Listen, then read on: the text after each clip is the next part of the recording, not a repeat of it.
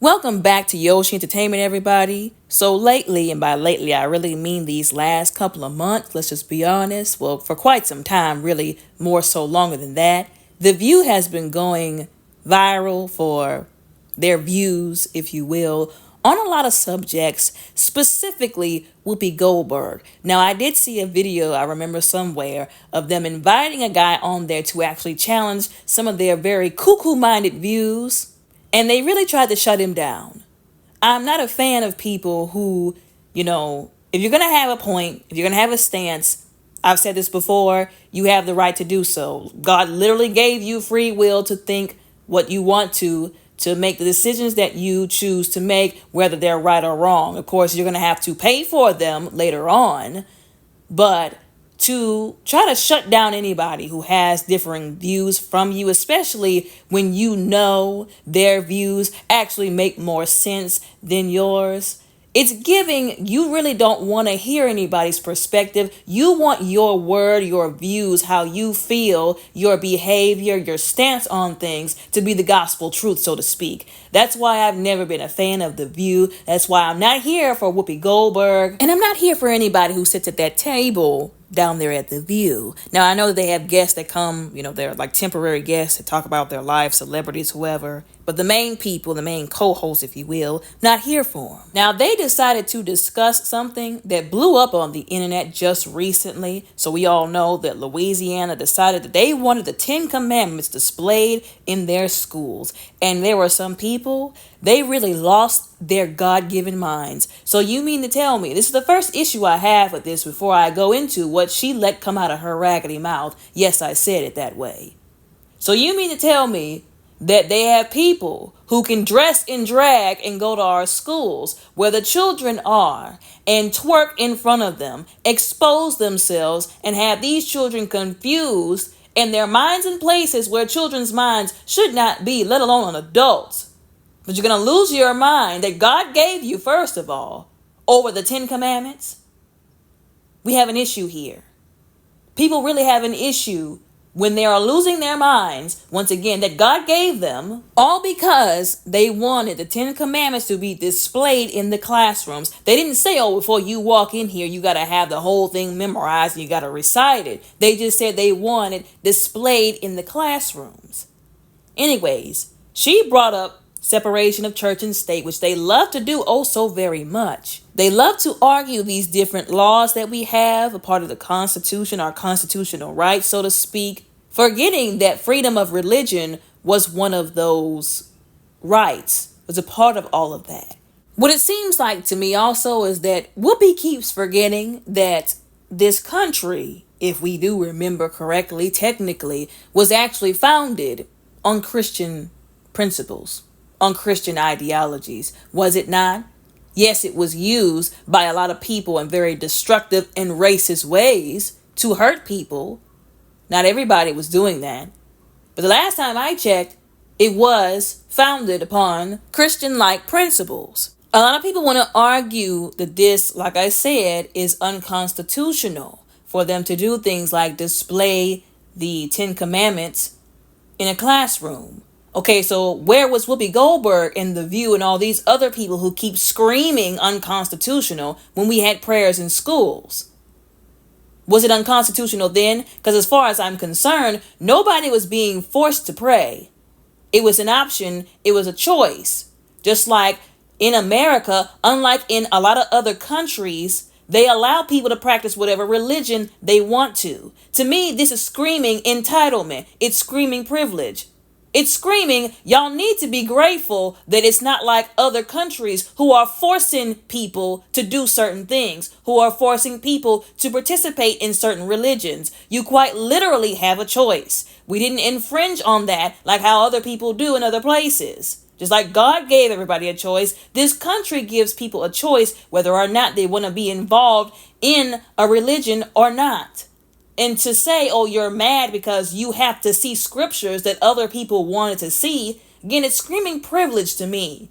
Just because you don't like it, now everybody else can't have it. I don't think this is a problem of constitutionality. I think this is a problem of some of these people are just anti-God, anti the Bible, as I've said before. If she hates God and she hates the Bible and hates Christianity, she just needs to come out and say that, because that's what it seems like as well. Usually people who have a problem with it are the ones who are going to say something about it. And like I said before, she and the people who feel like her need to just admit that they are anti-Christ, anti-God. They just don't want to be biblical or holy or godly and anything of that nature. Instead of, like I said, trying to be a ruling body in themselves and do the same thing to other people who want to be more biblical-like, more Christ-like, and trying to stop said other people from being able to do that, and then being the same people who's complaining about the exact same thing being done to them. Another point she tried to argue was, oh, well, what if we put stuff from the Quran, or, as I quote, the writings of Buddha, because we have a lot of different people practicing a lot of different religions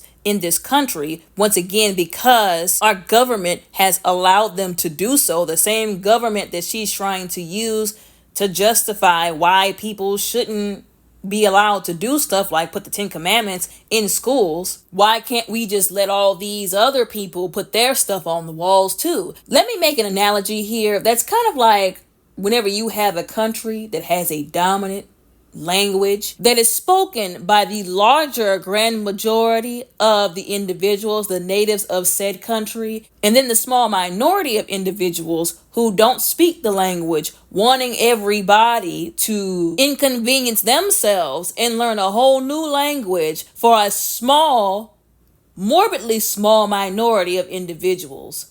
No, sir, no, ma'am, it's the other way around. You learn the language that they have because that's the dominant language in that country, unless you want to not be able to communicate with literally 9 out of every 10 people that you come in contact with. Probably 10 out of 10, mostly, or most of the days that you're communicating with people. Now, yes, there are countries that set up ways to help people who are in that predicament.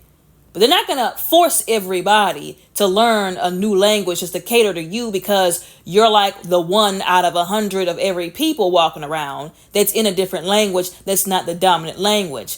Like I said before, I'm acknowledging that they'll help people in that position. Although this is what this is akin to, if you really think about it. Expecting people of a dominant religion in a country to yield to a bunch of people who just don't like the religion because they just don't like the religion, whatever their issues are. And before anybody says, oh, that's not the truth, I done already looked at the statistics. Allegedly, Christianity is the dominant religion in the United States of America. So really, if we want to take it there, the people who do need to go off and make their own schools cater to their own religions are the other people. If we're gonna go there, we're gonna take it there.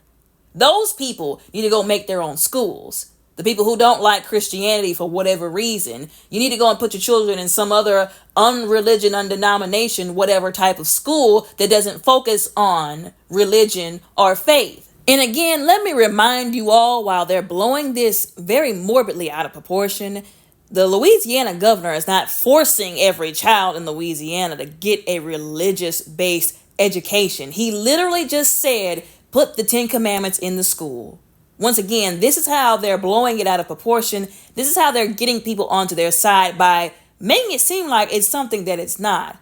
Once again, he's not trying to force every child to be in a religious or faith-based school. He just wanted the 10 Commandments in there. So instead of questioning the governor, y'all need to be questioning why The View keeps making it seem like he's doing something that he's really not. Why they keep feeding people these ideas that are nobody's but their own. What is the point of them pushing this idea that people are trying to force a religious education on other people's children? I've said this before, it's nothing like these other countries where you either do their religion or you're getting decapitated. But that's what they're almost making it seem like. You should question them for pushing this narrative that is not true. And another thing, the last time I checked on our US dollars, it didn't say in the Quran we trust, it didn't say in Buddha we trust, it didn't say in none of those other religions we trust, it said in God we trust. Or was I mistaken? Now, do I think that they actually do a good job in this country with that? Oh, absolutely not. Because if we all collectively really trusted in God, some of us do, but a lot of us don't.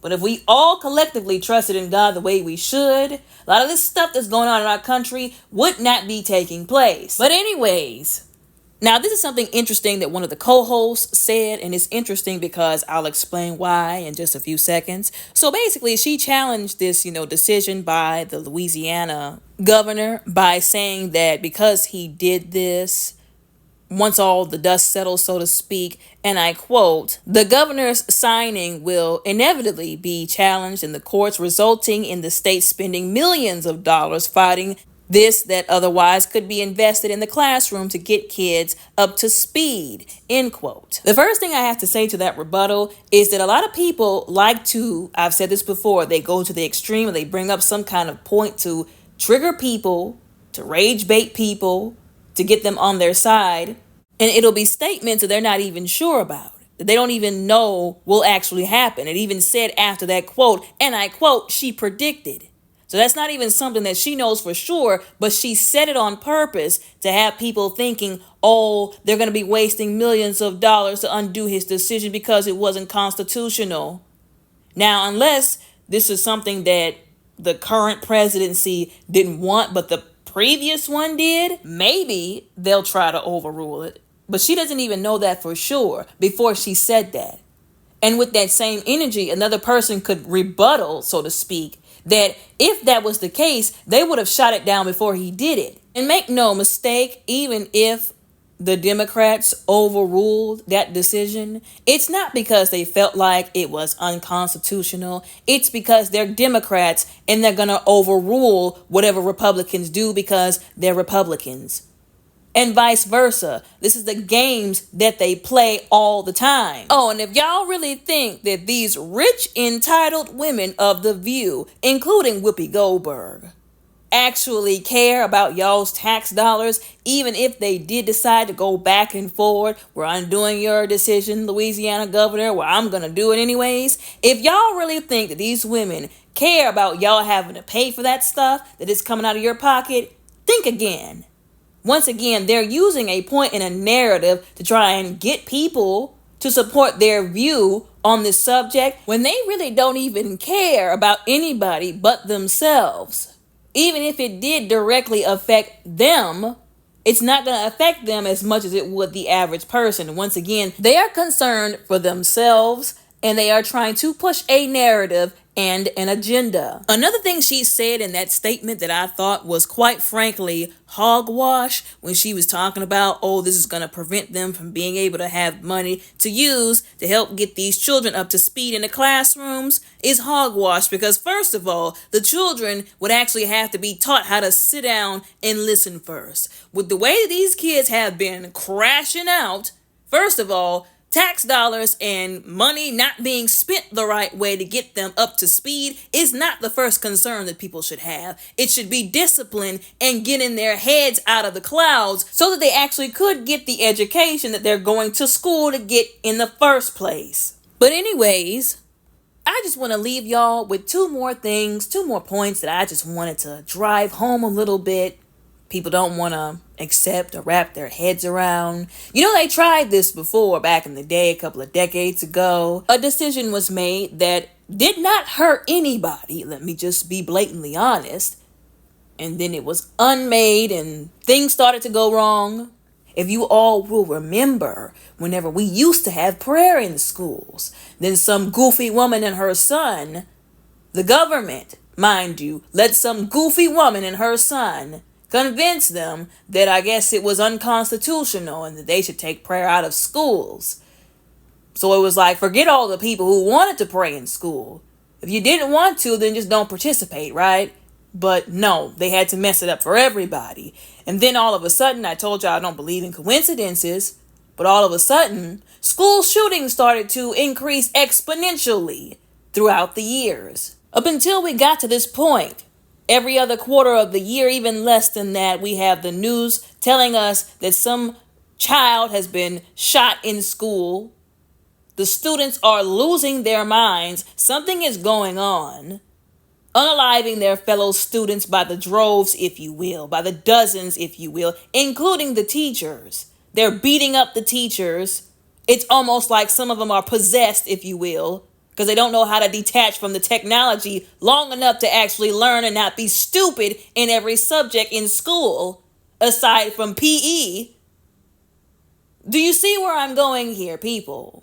Anyways, that second point, that's my last point, is that once again, you should question any group of people, any demographic of individuals, any celebrities for that matter, who have large platforms and access to social media that can say whatever they want to and push on the masses, who have more smoke for the 10 Commandments being in some schools, minding its business, just sitting there, not being forced on people, not having the children force them to learn it, just sitting there in the classrooms, but not as much smoke for these people going down there, corrupting them, perverting them, mishandling them.